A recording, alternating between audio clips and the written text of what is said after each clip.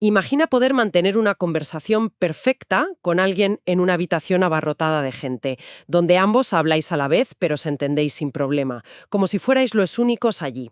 Ahora imagina que tus dispositivos pudieran hacer lo mismo. Esa es la promesa para duplicar la velocidad de Internet, pero se enfrenta a un problema enorme. ¿Cómo evitas que tu propia voz te deje sorda la de los demás? Os damos la bienvenida a este análisis en profundidad. Hoy nos sumergimos en un documento técnico que aborda uno de los santos griales de las comunicaciones 5G. Y bueno, de las futuras, la tecnología Full Duplex. Nuestra misión es desentrañar cómo un equipo de ingenieros intenta resolver el problema de la autointerferencia, un obstáculo físico que, hasta ahora, ha impedido que nuestras conexiones inalámbricas sean el doble de eficientes. La fuente que tenemos sobre la mesa es un artículo de la Universidad de Texas en Austin y la Universidad de Howard que se titula, el título es denso. Zero Forcing Max Power Beamforming for Hybrid MMF Wave Full Duplex MIMO Systems. Un título complicado, sí, pero la idea que esconde es revolucionaria. Y es un tema apasionante, ¿eh? Porque nos obliga a bajar de las nubes del marketing del 5G y el 6G para enfrentarnos a las leyes de la física tal cual. No se trata solo de conseguir más velocidad porque sí, se trata de cómo engañar a la naturaleza con trucos de ingeniería increíblemente ingeniosos para redefinir las reglas del juego. Es casi como intentar, no sé, derogar la gravedad. Me encanta esa analogía. Vamos a empezar por el principio. El artículo plantea un escenario que cualquiera que use Internet a diario entiende perfectamente. La demanda de datos es insaciable, no para de crecer. Vídeos en 8K, realidad virtual, el Internet de las cosas.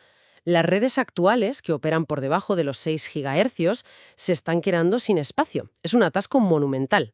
Exacto, es un problema de espectro radioeléctrico. Es un recurso finito, como el suelo en una ciudad. Puedes construir edificios más altos, pero llega un punto en que no hay más parcelas, y las parcelas de radiofrecuencia que usamos para el 4G o el Wi-Fi de toda la vida están, pues eso, saturadas.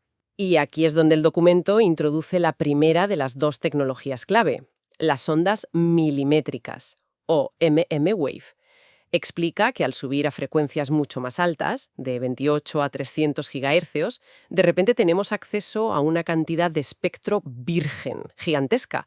La analogía que usan es brillante. Es como pasar de una carretera comarcal de un solo carril a una autopista de 20 carriles. Espacio de sobra. Es una solución lógica, sí, y ya la vemos en algunas redes 5G de alta velocidad en centros de ciudades. Pero, claro, estas ondas milimétricas tienen su propio talón de Aquiles. Son muy frágiles.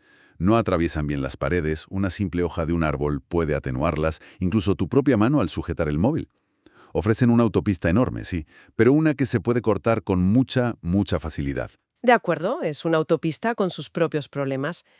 Pero entonces el artículo presenta la que parece ser la solución definitiva, la verdadera joya de la corona. La tecnología Full Duplex, o FD. Es la capacidad de transmitir y recibir datos al mismo tiempo y en la misma frecuencia. El artículo lo dice con todas las letras. Tiene el potencial de duplicar la eficiencia espectral. O sea, usar esa autopista de 20 carriles en ambas direcciones, a la vez. Es el sueño de cualquier ingeniero de telecomunicaciones. Es el sueño, sí, pero es un sueño que durante décadas ha chocado con una pesadilla física. Y el artículo es muy honesto al respecto, ¿eh? Esa promesa de duplicar la velocidad viene con un coste, un enemigo brutal llamado autointerferencia, o SI. Y aquí la analogía de la conversación se queda corta. No es intentar escuchar un susurro mientras gritas. Es intentar escuchar el zumbido de un mosquito a 1 metro de distancia mientras tienes el motor de un avión a reacción pegado a tu oreja. Explica eso un poco mejor, porque es tan extrema la diferencia. Pues porque la señal que tu móvil transmite tiene que ser lo suficientemente potente para llegar a una antena que puede estar a cientos de metros. Sin embargo, el receptor de tu móvil está diseñado para hacer justo lo contrario, captar señales increíblemente débiles que han viajado a esa misma distancia y han perdido casi toda su energía. La diferencia de potencia entre la señal que emites y la que recibes no es de 10 o 100 veces, puede ser de 1.000 millones de veces o más. Es una disparidad de energía colosal. Entiendo. Entonces, esa energía que gritas no solo ahoga el susurro que intentas escuchar, lo aniquila por completo. El receptor queda totalmente ciego. Ciego, sordo y mudo. Por eso tradicionalmente las comunicaciones funcionan como un walkie-talkie. O hablas o escuchas. O transmites o recibes. Es lo que se llama half duplex. El full duplex intenta romper esa regla sagrada. Y para hacerlo necesitas una cancelación de tu propia voz que sea casi perfecta. Si un 0,001% de la energía de tu transmisión se filtra a tu receptor, ya es suficiente para arruinarlo todo. Vale, el desafío es monumental.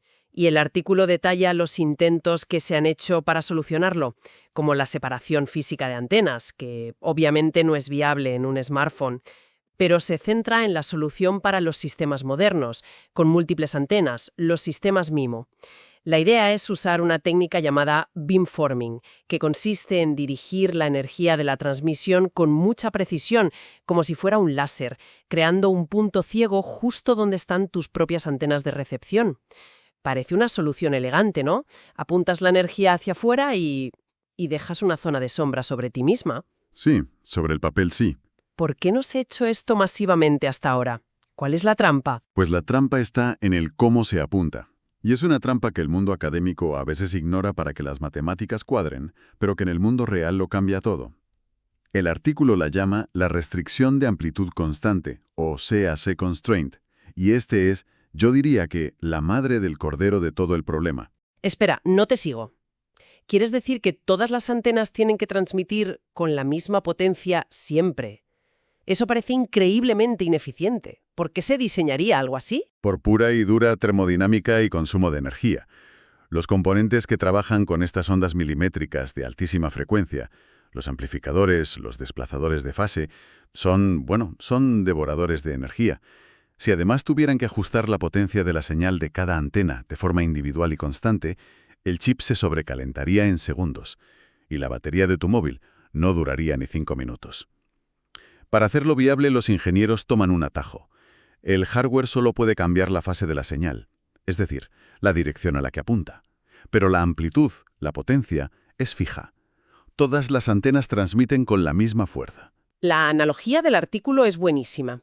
Es como tener un ejército de arqueros que pueden apuntar sus flechas con una precisión milimétrica, pero todos están obligados a disparar con exactamente la misma fuerza, sin poder ajustarla. Y esa restricción, como bien dice el artículo, limita severamente el rendimiento del sistema. Porque para crear ese punto ciego perfecto, esa cancelación ideal, necesitarías que algunos de tus arqueros disparasen con mucha fuerza y otros con muy poca, para que las ondas se anulen entre sí de forma precisa.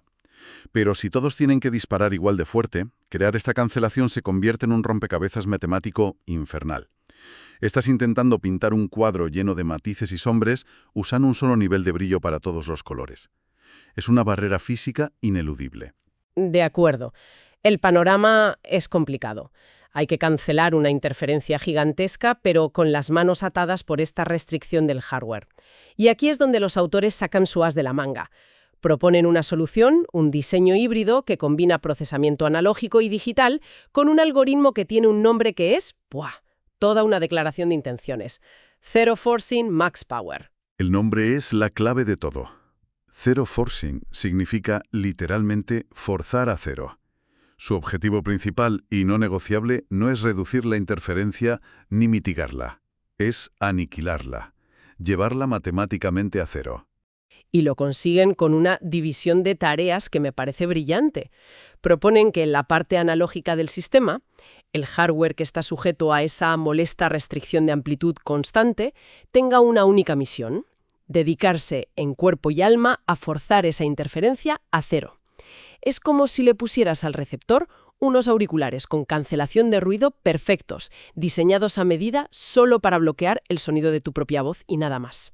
Y una vez que ese silencio autoimpuesto se ha conseguido, la pelota pasa a otro tejado. Exacto. Una vez que la interferencia ha sido eliminada por el hardware, entra en juego el dominio digital.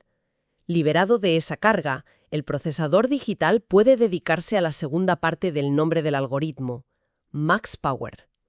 Su trabajo es reconfigurar la señal para maximizar la velocidad de los datos, exprimir hasta la última gota de ancho de banda y, de paso, compensar las pérdidas que introduce esa inevitable restricción del hardware. Es una separación de responsabilidades increíblemente inteligente. La estrategia es elegante, ¿sí? Dividir un problema complejo en dos subproblemas y asignar cada uno al dominio, analógico o digital, que mejor puede resolverlo, es un pilar de la buena ingeniería. Sin embargo, esa afirmación tan categórica de elimina completamente la SI, hay que cogerla con pinzas. Esto no es magia. El artículo muestra que la matemática que hay detrás es muy, muy compleja. Utiliza un método iterativo llamado de proyección alterna. ¿Qué significa eso en términos prácticos? ¿Cómo funciona? A ver, imagina que tienes que encontrar un punto que cumpla dos condiciones muy distintas, que están en conflicto. Por ejemplo, quieres un punto que esté sobre una línea recta, la condición de interferencia cero, y que al mismo tiempo esté sobre la superficie de un círculo, la condición de amplitud constante. Es muy probable que no haya un punto que cumpla ambas a la perfección. El método de proyección alterna lo que hace es saltar de una condición a otra. Coge una solución cualquiera, la proyecta sobre la línea. El resultado lo proyecta sobre el círculo. Ese nuevo resultado, de vuelta a la línea, y así sucesivamente, en un bucle. Con cada salto se va acercando más y más a la mejor solución de compromiso posible. Un proceso que requiere mucho cálculo, imagino. Muchísimo. Y eso me lleva a una pregunta fundamental que el artículo no responde del todo. Se centra en demostrar que el algoritmo funciona, matemáticamente, que converge hacia una solución. Pero, ¿cuál es el coste computacional? Me recuerda a los primeros algoritmos de compresión de vídeo. Sobre el papel eran fantásticos, pero necesitabas un superordenador y varias horas para codificar un vídeo de 30 segundos. La pregunta aquí es la misma. ¿Es este un algoritmo para un laboratorio o para el móvil que llevamos en el bolsillo, que tiene que gestionar 1000 cosas más con una batería limitada? La viabilidad práctica es una incógnita. Bueno, pero para saber si vale la pena siquiera plantearse esa pregunta, tenemos que ver si el resultado final merece la pena. Y aquí es donde el artículo, en mi opinión, da un golpe sobre la mesa. La figura 5 del estudio es sencillamente demoledora. Muestra la calidad de la señal recibida, la métrica que se conoce como SINR. Pues bien, lo que muestra esa gráfica es que la curva de su sistema se solapa perfectamente con la curva del SNR. El término I de interferencia ha desaparecido de la ecuación. Lo consiguieron. Dentro de la simulación, la autointerferencia se ha eliminado por completo. ¿Problema resuelto? Un momento. Consiguieron que en su simulación desapareciera. Es un resultado matemático impecable, sin duda. Pero de una simulación perfecta en un ordenador con canales de comunicación ideales, al caos de la Gran Vía de Madrid en hora punta hay un trecho enorme. Lo que han demostrado es que la herramienta puede funcionar en un entorno estéril, no que vaya a funcionar en cualquier circunstancia. Es una prueba de concepto brillante, pero no es la solución final. Pero es un paso de gigante. Además, comparan su método con otros enfoques, como OMP o Greedy Precoding, y la figura 4 deja claro que su diseño es muy superior. El artículo explica que los otros métodos, al intentar simplificar el problema, acaban violando esa condición de zero forcing. No logran anular la interferencia del todo y su rendimiento, bueno, se desploma. El suyo no. Estoy de acuerdo en que es superior a las alternativas que presentan. Pero no podemos ignorar la letra pequeña, el precio que se paga incluso en este escenario ideal. Y para eso hay que mirar la figura 3. Esa gráfica muestra la velocidad de transmisión real del sistema. Hay una línea que representa el límite teórico, lo máximo que se podría conseguir con un hardware perfecto, sin restricciones. Y luego está la línea de su sistema. Y entre ambas hay un hueco permanente. La pérdida por la restricción de amplitud constante, el K-loss. Exactamente. El propio artículo lo cuantifica. Es una pérdida de rendimiento de entre 1 y 2 bits por segundo por hercio que el sistema no puede recuperar. Y esa pérdida, aunque parezca un dato técnico abstracto, es la diferencia entre que una red en un estadio pueda soportar a 100 personas viendo vídeo en 4K o que a partir de 80 personas la conexión empieza a fallar para todos. Es el peaje que hay que pagarle a la física. Es un impuesto ineludible por usar hardware del mundo real, eficiente energéticamente. Eliminan la interferencia, sí, pero aceptando que nunca alcanzarán el máximo teórico. Es un trueque. Pero es un trueque que vale la pena, ¿no? Sin esta cancelación, la velocidad sería cero. Con ella se acercan muchísimo al ideal, a cambio de una pequeña penalización. Es un trueque necesario, sin duda. Pero hay otra consideración clave. Todo el estudio, todas estas simulaciones perfectas, se basan en un sistema de dos nodos, un transmisor y un receptor. Un entorno de laboratorio. limpio, predecible y controlado. El verdadero desafío, el que definirá si esta tecnología llega algún día a nuestros bolsillos, será ver si este nivel de precisión quirúrgica se mantiene en un entorno urbano real. Un entorno con cientos de señales de otros usuarios rebotando en los edificios, con coches, autobuses y personas moviéndose y alterando el canal constantemente. Es un escenario infinitamente más complejo. Muy bien, creo que hemos tocado todos los ángulos. Hagamos un repaso para sentar las ideas. Entonces, resumiendo lo fundamental, la demanda insaciable de datos nos empuja hacia nuevas tecnologías, como las ondas milimétricas y el full duplex, para poder seguir el ritmo. Pero el full duplex, esa idea de hablar y escuchar a la vez, se topa con un muro casi infranqueable: la autointerferencia. El problema de que el motor a reacción de nuestra propia transmisión nos impida escuchar el zumbido de un mosquito, lo que amenaza con hacer inútil toda la tecnología. Para derribar ese muro, el diseño híbrido Zero Forcing, que hemos analizado, propone una solución muy astuta. Divide el problema. El hardware analógico, con sus limitaciones, se obsesiona con una única tarea: anular por completo la interferencia. Y una vez lo consigue, el software digital entra para maximizar la velocidad. Y los resultados de la simulación son muy prometedores, desde luego. Demuestran que en un entorno controlado, el sistema puede eliminar esa interferencia. Es un avance significativo.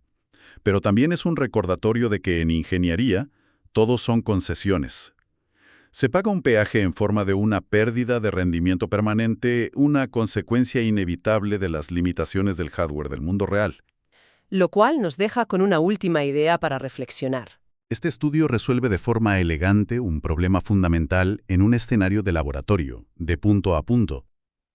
La verdadera pregunta que deja en el aire, y que es el siguiente gran desafío para toda esta industria, es: ¿cómo se comportaría este sistema en el caótico, salvaje oeste de una ciudad densamente poblada, con cientos de reflejos de señal, obstáculos en movimiento y docenas de otros dispositivos gritando en la misma frecuencia?